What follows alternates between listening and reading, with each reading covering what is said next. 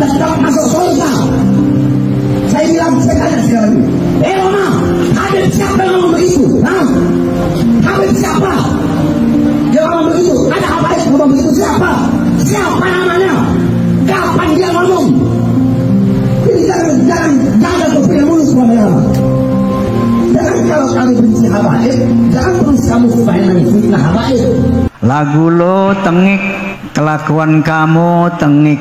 Tapi bagi Nabi Muhammad SAW, di samping menyampaikan kalimat tauhid selama 23 tahun, beliau juga mempunyai misi yang spesifik, yaitu untuk membangun akhlak manusia. Sebagaimana sabdanya, innama bu'ithu liutammima makarimal akhlak, sesungguhnya aku dibangkitkan untuk menyempurnakan akhlak yang mulia. Pertama, akhlak kepada Allah. Yang kedua, akhlak kepada sesama manusia. Yang ketiga, akhlak kepada alam, hewan dan tanaman. Secara kualitatif, akhlak juga ada 3. Yang pertama, akhlakul karimah, akhlak yang mulia. Yang kedua, akhlakul ammah, akhlak yang standar, yang biasa-biasa saja. Yang ketiga, akhlakus sayyi'ah, akhlak yang buruk. Nabi selalu menyontohkan akhlakul karimah, entah kepada Allah, kepada manusia, dan kepada alam. Contohnya, Romai Rama ngomong, Habib itu mendoktrin kalau Habib mau dia maksiat, mau dia zina, mau dia mabuk, tetap masuk surga. Saya bilang, saya tanya sekarang ini, Mama, Habib siapa yang ngomong begitu? Itu bukan akhlak dari Habib dan bukan akhlak dari cucu Nabi Shallallahu Alaihi Wasallam. Akhlak Ahlul Bait menunjukkan amal salehnya dan rasa takutnya kepada Allah yang begitu hebat. Habib siapa yang ngomong begitu? Ada Habib ngomong begitu, siapa? Siapa namanya? Sekarang lagi diapain jenazahnya? Lagi pengen dibungkus, Beb. Ya udah, nanti kalau pengen dibungkus mukanya jangan ditutup dulu, tungguin gue datang. Ini bahasa Betawi nih. Datang Habib Salim Jindan, ngeliatin tuh jenazah tuh, pengen dibungkus, pengen ditutup kain kafannya. Beliau ambil kertas kecil, kertas kotak kecil, beliau tulis. Ada yang ditulis sama beliau, ditaruh di bawah kepalanya si jenazah. Deh, tutup. Sebelum ditutup, habis beliau tulis, ditaruh tuh kertas, beliau bilang, "Man, gue tahu lo ibadahnya berantakan, tapi lo cinta sama dzurriyyat Nabi Muhammad, ikhlas dari dalam hati. Nanti kalau malaikat munkar nakir datang nanya pertanyaan kubur, jangan lo jawab, man. Lo kasih surat dari gue, lo masuk surga tanpa hisab." Dijamin sama Habib Salim. Dijamin sama Habib Salim. Kapan dia ngomong? Jadi jangan jaga berpunya mulut Romai. Jangan kalau kamu benci Habib, jangan terus kamu main fitnah Habib. Barusan saya ngomong apa barusan? Barusan saya ngomong apa? Kalau berbuat dosa, berbuat maksiat, tempatnya neraka. Nggak peduli walaupun nasabnya mulia. Nah, Romai Rama mau bikin fitnah. Apa fitnahnya? Doktrin Ba'alawi, doktrin Habib. Kalau ada Habib mabok, berbuat dosa, judi, itu masuk surga. Makanya saya tanya, siapa Habibnya? Di mana? Kapan dia ngomong? Kalau memang ada Habib yang ngomong begitu, saya yang bantai dia di depan Romai Rama, saudara. Muridnya Habib Salim Jindan ini berkahnya punya hubungan dengan dzurriyyat Nabi Muhammad. Ada muridnya Habib Salim Jindan namanya Abdurrahman. Nih Bang Maman, kalau kita panggil Bang Maman. Bang Maman ini sholatnya berantakan. Bang Maman ini maksiatnya luar biasa. Maksiatnya luar biasa. Ibadah kocar kacir. Ibadah kocar kacir. Tapi cinta banget sama Habib Salim Jindan. Nanti kalau malaikat munkar nakir datang nanya pertanyaan kubur, jangan lo jawab, man. Lo kasih surat dari gue, lo masuk surga tanpa hisab. Dijamin sama Habib Salim. Yang lebih menyesatkan lagi begini, Bu.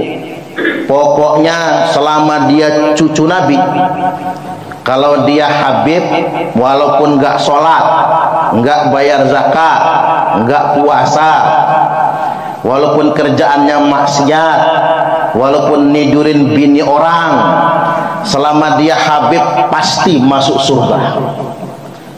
Ini orang Lampung dengar beginian mapas.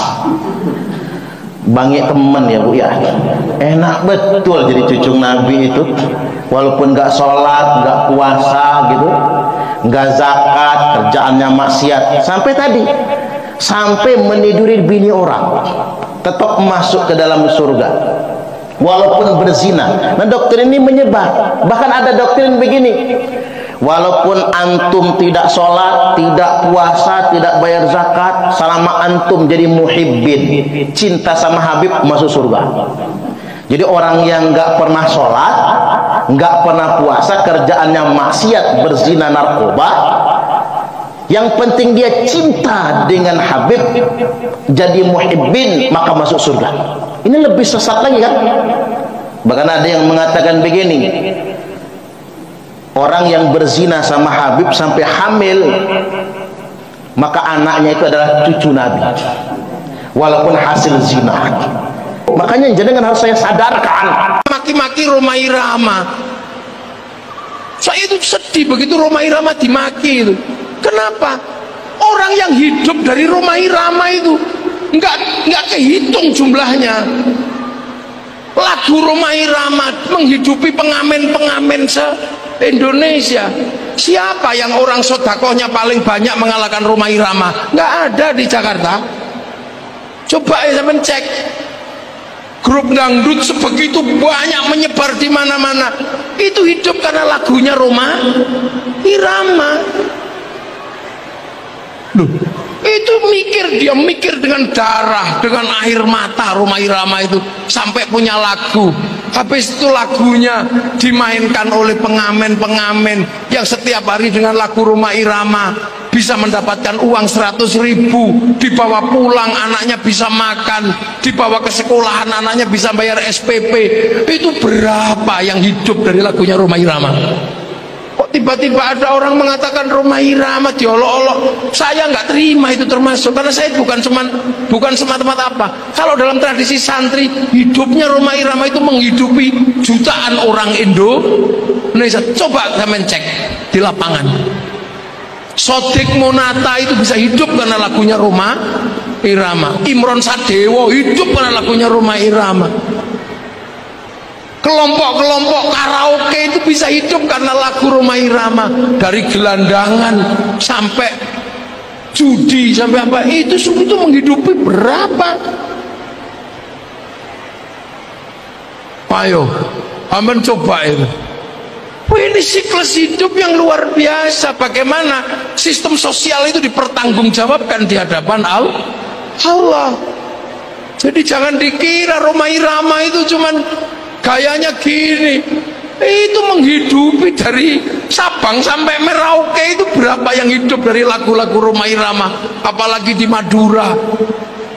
Itu tambah paling laris itu lagu Rhoma Irama. Jadi ini konsep hidup bersama. Orang tidak boleh marah-marah sama Syekh Abdul Qadir Al-Jilani, karena Syekh Abdul Qadir Al-Jilani manakibnya menghidupi banyak orang. Orang tidak boleh marah-marah sama para wali, karena makamnya wali menghidupi banyak orang. Nah, di Jakarta ini saya lihat yang hidupnya bisa menghidupi banyak orang terbanyak itu termasuk Rhoma Irama. Makanya jangan main-main sama, jangan hujat itu. Nggak cocok ya nggak cocok. Tapi kamu belum pernah kasih makan orang se-Indonesia dengan cara Rhoma Irama. Rhoma Irama sudah setiap hari kasih makan orang. Rhoma Irama disemprot Habib Bahar. Ini harus disudahi. Bangunlah silaturahmi. Bahar sowan ke Pak Haji Roma, ente ini masih muda. Jangan merasa mentang-mentang ada darah Rasulullah mengalir, nanti diketawain banyak orang. Jadi siapapun yang misalnya melakukan istilahnya persekusi atau kriminal kepada beliau, BKN terdepan dan akan berhadapan dengan siapapun. Saya sudah menyiapkan 99 lawyer untuk backup Pak Haji Rhoma Irama.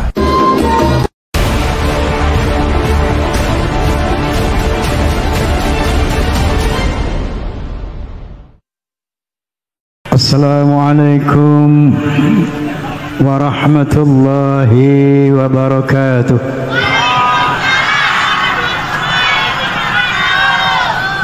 Bismillahirrahmanirrahim. Alhamdulillahilladzi hadan nasa ila hayatin thayyibatin fid dunya wal akhirati bisyari'atil Islam. Asyhadu an la ilaha illallah wahdahu la syarika lah dzul jalali wal ikram wa asyhadu anna sayyidana wa nabiyyana Muhammadan abduhu wa rasuluh sayyidul arabi wal ajam. Fasallallahu ala sayyidina Muhammad wa ala alihi wa sahbihi wasallam, amma ba'd. Hadirin hadirat, memperingati Maulidur Rasul tak lebih dan tak bukan dalam rangka memperdalam, mempertajam pengenalan kita terhadap sosok beliau sallallahu alaihi wasallam. Kalau sudah kenal sosok beliau, maka kita akan kagum kepada beliau sallallahu alaihi wasallam. Kalau sudah kagum, kita akan cinta kepada beliau sallallahu alaihi wasallam. Kalau sudah cinta, kita akan mentaati beliau sallallahu alaihi wasallam. Karena ada perintah dari Allah Subhanahu wa taala, "Qul in kuntum tuhibbunallah fattabi'uni yuhibbukumullah wa yaghfir lakum dzunubakum wallahu ghafurur rahim." Shadaqallahul azim. Katakan ya Muhammad kepada manusia, kalau kamu cinta kepada Allah, taatlah kepadaku. Kalau kamu taat kepada Muhammad, maka Allah akan mencintai kamu dan akan mengampuni dosa-dosamu. Mau dicintai Allah? Mau dicintai Allah? Mau diampuni dosa kita oleh Allah? Syaratnya taat kepada Nabi. Karena ketaatan kepada Nabi pada hakikatnya ketaatan kepada Allah Subhanahu wa taala. Wa qala ta'ala aidan, "Wa ma atakumur rasulu fakhudhuhu wa ma nahakum anhu fantahu." Allah juga berfirman selanjutnya, apa yang diperintah oleh Nabi laksanakan dan apa yang dilarang tinggalkan. Inilah kunci untuk bisa mendatangkan cinta Allah kepada kita, kunci untuk mendatangkan ampunan Allah kepada kita. Amin Allahumma amin. Untuk itu, agar kita kenal sama Nabi, izinkan saya membawa biografi singkat beliau. Beliau adalah Muhammad bin Abdullah bin Abdul Muttalib bin Hashim bin Abdi Manaf bin Qusay bin Hakim bin Murrah bin Ka'ab bin Lu'ay bin Ghalib bin Sir bin Malik bin An-Nadhr bin Kinanah bin Khuzaimah bin Mudrikah bin Ilyas bin Mudhar bin Ma'ad bin Adnan. Selanjutnya beliau adalah keturunan Nabi Ismail alaihi salam bin Nabi Ibrahim alaihi salam. Terlahir pada hari, mesti hafal ini semuanya. Hei, Nabi dilahirkan hari Senin tanggal 12 bulan Rabiul Awal tahun gajah, bukan tahun macan. Kenapa dinyatakan lahir pada tahun gajah atau tepatnya tahun 570 Masehi? Karena saat beliau sallallahu alaihi wasallam dilahirkan, terjadi penyerangan tentara gajah oleh Raja Abrahah, tujuannya meruntuhkan Ka'bah. Tapi akhirnya tentara gajah itu dihancurkan oleh Allah Subhanahu wa taala, yang diabadikan dalam surat Al-Fil. Masih hafal?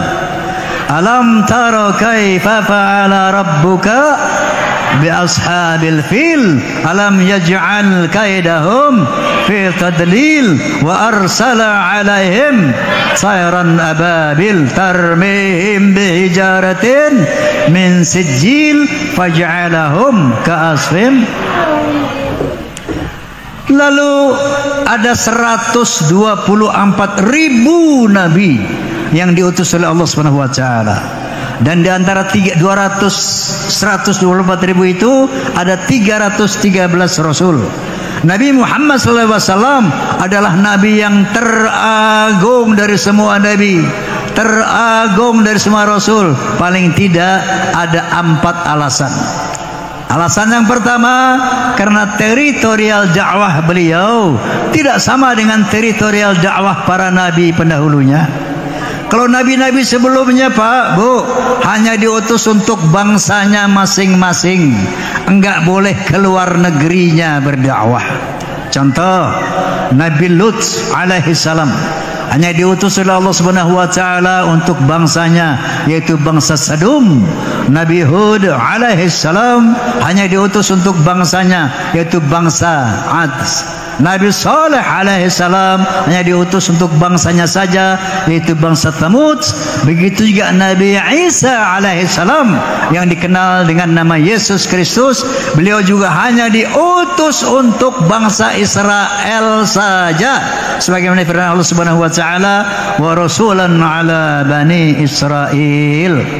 Lain dengan Nabi Muhammad SAW, beliau tidak diutus hanya untuk bangsa Arab saja, tapi beliau diutus untuk seluruh bangsa-bangsa, untuk seluruh manusia di dunia, sebagaimana firman Allah Subhanahu wa taala, wa ma arsalnaka illa kafatan linnas. Ya Muhammad, tidaklah engkau aku utus kecuali untuk seluruh manusia di muka bumi, termasuk untuk warga Bekasi. Alhamdulillah.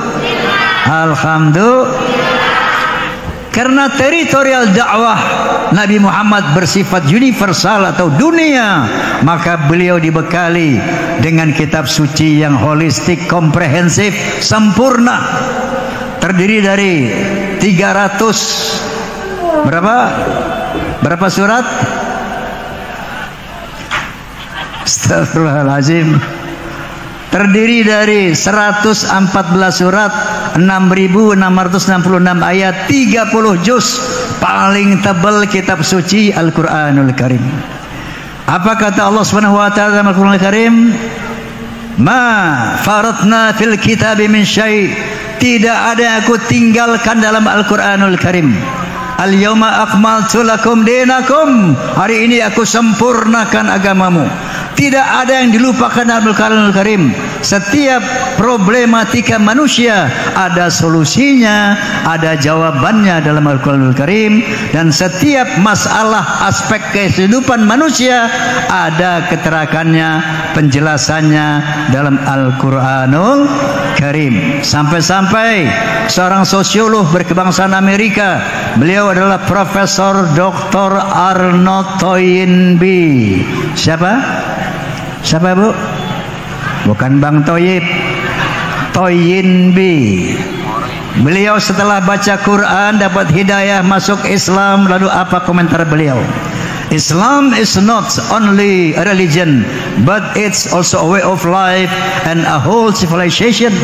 Islam bukan sekedar agama, tapi way of life, bimbingan hidup, and a whole civilization, dan sebuah peradaban yang lengkap. Bimbingan hidup, tahu Pak? Tahu Bu? Ibarat kendaraan, manual book. Ibarat barang, manual book, buku petunjuk penggunaan kendaraan. Kalau orang beli mobil misalnya Toyota, tapi nggak baca manual booknya, bisa nggak dijalanin tuh mobil? Nggak bisa. Dia paksain jalanin tanpa petunjuk manual book, yang terjadi apa? Rusak itu mobil. Betul? Betul. Begitu juga manusia hidup di dunia, diberi manual book, buku petunjuk bagaimana cara hidup, bagaimana cara berdagang, cara kawin, cara berumah tangga, cara bernegara, semua lengkap dalam Al-Quranul Karim.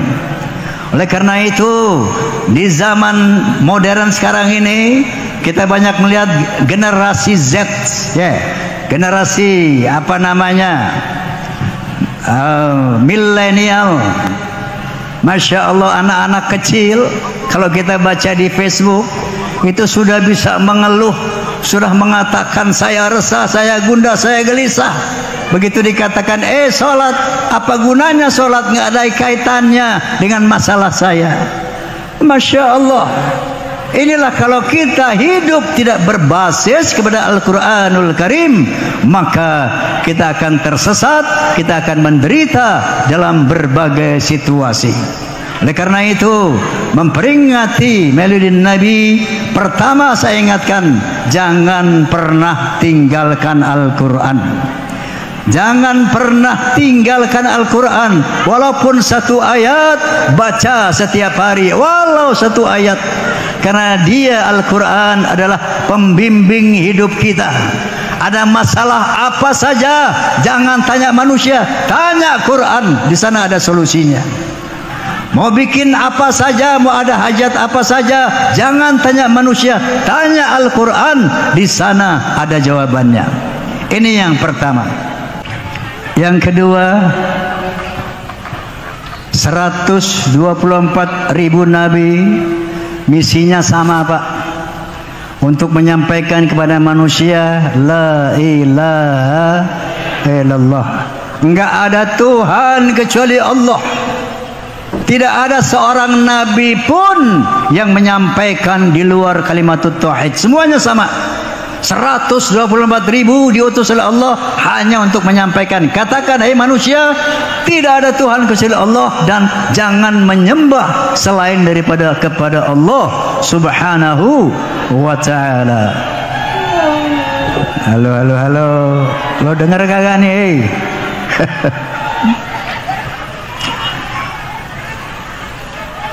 Tapi bagi Nabi Muhammad SAW, di samping menyampaikan kalimat tauhid selama 23 tahun, beliau juga mempunyai misi yang spesifik, yaitu untuk membangun akhlak manusia.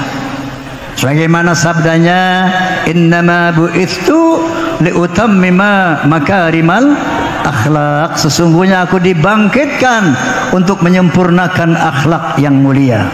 Akhlak apa itu Pak? Apa akhlak?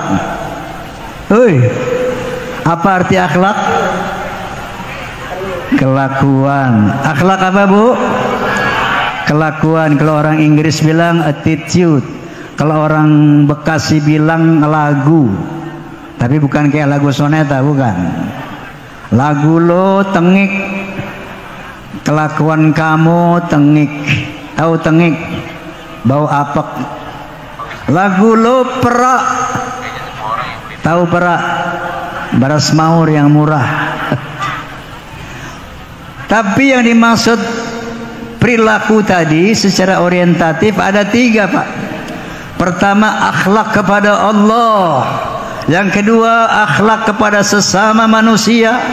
Yang ketiga, akhlak kepada alam, hewan dan tanaman. Secara kualitatif, akhlak juga ada 3. Yang pertama, akhlakul karimah, akhlak yang mulia. Yang kedua, akhlakul ammah, akhlak yang standar, yang biasa-biasa saja. Yang ketiga, akhlakus sayyi'ah, akhlak yang buruk.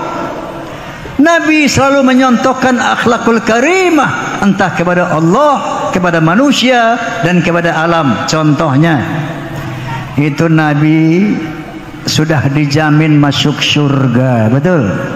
Tadi Ustadz Tila sudah jelaskan, yang pertama masuk surga Nabi Muhammad SAW. Dan Nabi adalah sosok yang maksum, artinya tidak punya dosa. Tapi Masya Allah hadirin wal hadirat, beliau sholat di samping sholat yang wajib 5 waktu, sholat rawatib sunnah. Beliau sholat malam, sholat tahajud sampai bengkak-bengkak kakinya. Padahal sudah dijamin masuk surga, sudah harus di paling awal masuk surga, tapi masih sholat sehingga bengkak-bengkak kakinya. Lalu beliau istighfar tidak kurang dari 100 kali satu hari. Istighfarnya bukan kayak kita Pak, astagfirullahaladzim, itu pun kalau kesandung doang.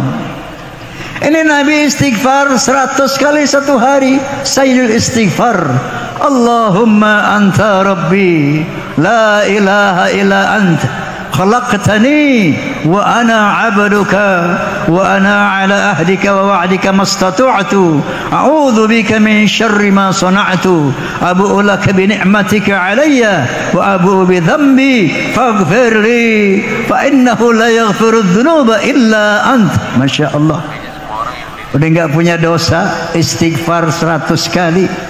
Sampai-sampai Siti Aisyah istrinya bertanya, ya Rasulullah, engkau sudah dijamin surga, engkau enggak punya dosa, diampuni semua sama Allah, kok masih sholat sampai bengkak kakimu ya Rasulullah, istighfar sampai begitu amat 100 kali satu hari? Apa kata Nabi?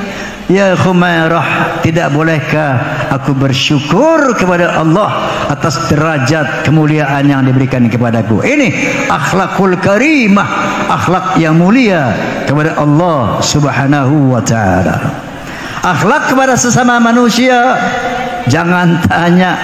Masya Allah, beliau ini sering dihina, sering dicaci, sering dibuli oleh orang-orang saat itu. Ada satu kisah, beliau kalau mau ke masjid, dari rumah beliau nih ada lewat gang kecil, ya, dimana di antara gang itu ada rumah-rumah tingkat 2 begitu. Kalau Nabi lewat situ, ada seorang Yahudi di sana yang benci banget sama Nabi. Kalau Nabi lewat, diludahin. Nabi cuman mengusap kepala, menoleh, tersenyum. Tiap Nabi lewat, diludahin. Nabi usap ludahnya, menoleh, tersenyum. Hingga pada satu hari ketika beliau lewat di situ, nggak ada yang ngeludahin. Dia tanya sama orang yang berdiri di sana, Mas, ini orang Jawa kali ya yang sana. Ini orang yang suka berdiri di sini kemana Mas? Siapa dia? Oh itu si Fulan ya Muhammad. Kemana kok nggak ada? Dia lagi sakit ya Muhammad. Rumahnya mana? Tuh. Nabi nggak jadi ke masjid, menunda ke masjidnya, pulang dulu, menemui istrinya, minta kurma, susu dan roti. Istrinya tanya, untuk apa ya Rasulullah? Saya mau menyambangi orang sakit. Masya Allah, diludahin setiap hari Pak.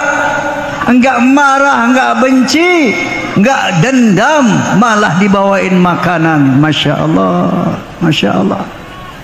Bapak udah berapa kali maulid Pak? 10 kali? 50 kali? 100 kali katakanlah menghadiri maulid, betul? Saya mau tanya, akhlaknya sudah bisa kayak Nabi belum? Bapak kalau diludahin orang kayak Nabi, Bapak apain tuh orang? Hei. Bahkan pernah secara fisik beliau disakiti, dilempari batu oleh orang Taif, berdarah kaki, tangan dan wajahnya. Jibril alaihi salam yang selalu mendampingi beliau berbisik kepada Nabi, ya Muhammad, angkat tanganmu kepada Allah, minta kepada Allah agar umat yang durhaka ini diazab sebagaimana para nabi sebelum kamu. Kalau umatnya durhaka, mereka minta umatnya diazab. Nah sekarang minta kepada Allah agar mereka diazab, biar aku nanti yang eksekusi ini. Aku akan timpakan mereka dengan 2 bukit. Apa kata Nabi? Jangan ya Jibril. Kalau mereka tidak beriman, aku masih berharap agar nanti anak cucunya beriman kepadaku. Nabi angkat tangan juga. Allahumma hdi qaumi fa innahum la ya'lamun.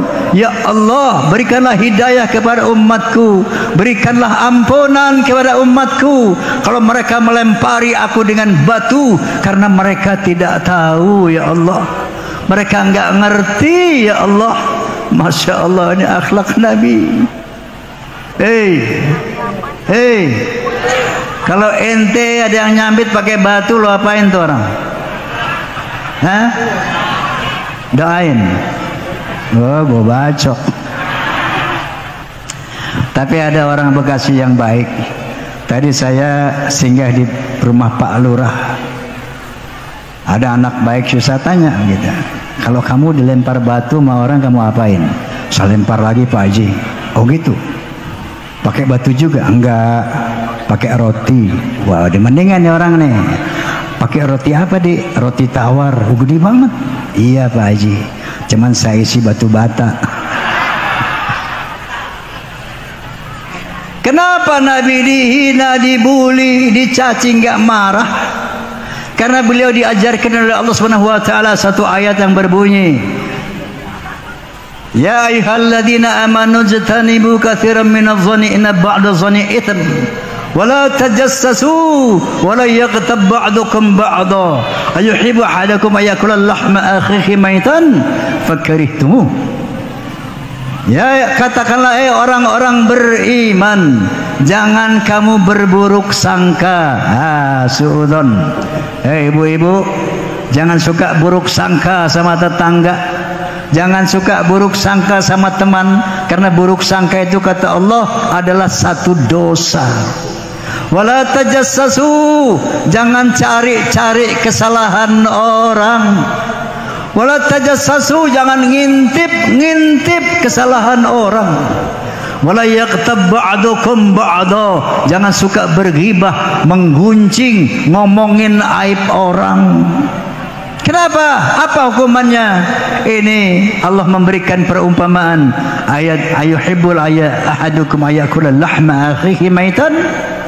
Apakah kamu suka makan daging bangkai saudaramu sendiri? Artinya apa Bu?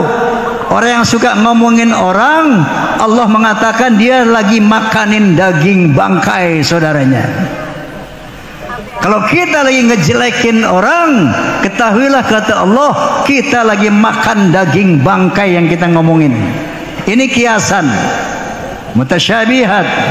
Tapi yang sebenarnya adalah kita lagi ngambilin dosa itu orang. Kita ngomongin orang, dosa orang itu lagi kita ambilin.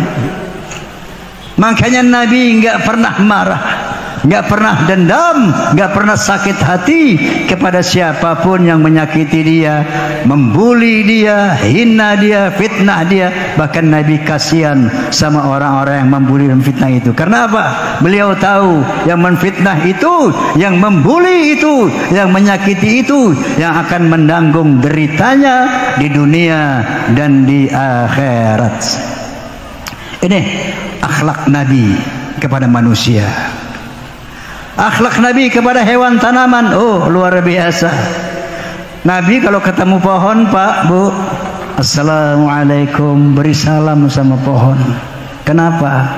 Pohon itu makhluk Allah yang hidup. Percaya enggak? Ada ilustrasi sedikit.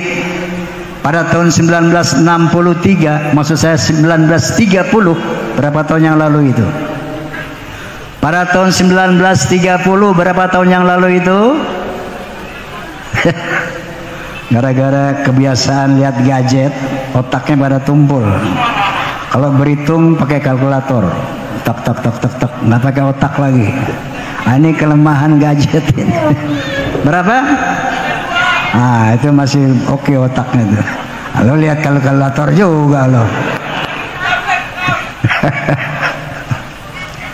92 tahun yang lalu ada seorang doktor ahli botanis, seorang botanis artinya ahli tanam-tanaman.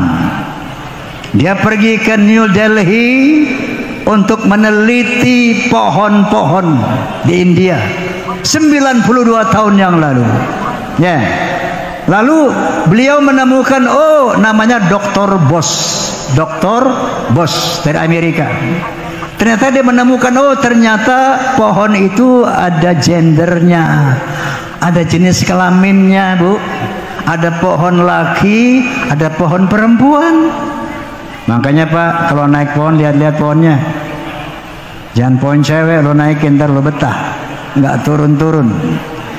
Ibu juga Bu, kalau mau meneduh lihat pohonnya Bu, jangan neduh di pohon laki ya. Ternyata menurut penelitian Dr. Boss, pohon itu ada dua jenis, ada perempuan, ada laki-laki. Dan Dr. Boss bilang, oh pohon itu berkembang biak melalui perkawinan. Yang menikahkan pohon ada dua, kumbang dan angin. Putik sari di bawah kumbang, angin begitu juga. Ya. Padahal hal ini sudah dijelaskan Allah Subhanahu wa taala 1500 tahun yang lalu kurang lebih. Coba lihat surat Yasin. Subhanalladzi khalaqal azwaja kullaha mimma tumbitul ard. Maha suci Allah yang telah menciptakan pohon-pohon di muka bumi berpasang-pasangan. Masya Allah. Di lain ayat Allah berfirman, wa arsala riyaha lawaqiha. Aku utus angin sebagian untuk mengawinkan. Masya Allah. Jadi Pak, kalau ada angin ribut Bapak tenang aja. Itu pohon lagi pada kawin. Ya. Kalau kita dengar pohon rubuh ketiup angin, pasti itu pohon udah tua. Makanya udah tua-tua jangan kawin lagi. Masa pilih masih muda tuh. Nah, Nabi kalau ketemu pohon berakhlakul karimah. Karena pohon itu punya rasa sakit, punya rasa gembira. Yusabbihu lahu ma fis samawati wal ard. Bertasbih semua yang di langit dan di bumi, termasuk pohon, bertasbih kepada Allah dengan caranya. Makanya Nabi berakhlak kepada pohon. Kalau menebang pohon, satu ada kepentingan. Bukan main berat-berat aja ngiseng, enggak. Itu pun bismillahi Allahu akbar, cari pisau yang tajam terus. Sejauh kepentingan. Makanya ibu-ibu, bapak yang punya kebun kecil di halaman rumahnya ya. Kalau orang suka beli pohon tuh di tukang-tukang pohon, beli pot-pot kembang ditaruh di rumah, hati-hati. Kalau habis beli pohon itu jangan ditinggalin begitu, dirawat. Beri dia air setiap hari, dirawat. Karena dia makhluk hidup, bertasbih kepada Allah dengan caranya. Kalau kita beli pohon kemudian kita enggak rawat, cukup berdosa kepada Allah Subhanahu wa taala. Faham? Faham? Akhlak kepada binatang. Oh, ini masyhur kisah beliau kepada binatang. Pernah mau sholat Jumat, serban beliau ditiduri kucing ujungnya. Demi tidak mengganggu nyenyaknya kucing, itu sorbannya digunting, Pak. Nggak mau ganggu kucing tidur. Bagaimana kita, Pak, akhlak kita kepada kucing? Jangankan nidurin sorban, dikesetan aja kadang-kadang kita tendang, betul? Betul? Akhlakul karimah Nabi kepada pohon dan kepada tanaman. Inilah substansi kita memperingati Maulid Nabi agar bisa meniru akhlak Rasulullah, tentu sebisanya. Memang Allah memuji beliau, wa innama la'ala khuluqin azim, engkau sungguh memiliki akhlak yang agung. Maka kata Allah, laqad kana lakum fi Rasulillahi uswatun hasanah. Sesungguhnya pada diri Nabi terdapat keteladanan yang baik untuk kita tiru. Tiru bagaimana akhlak beliau kepada Allah sebisa-bisa kita. Tiru bagaimana akhlak kita kepada manusia, kepada istri.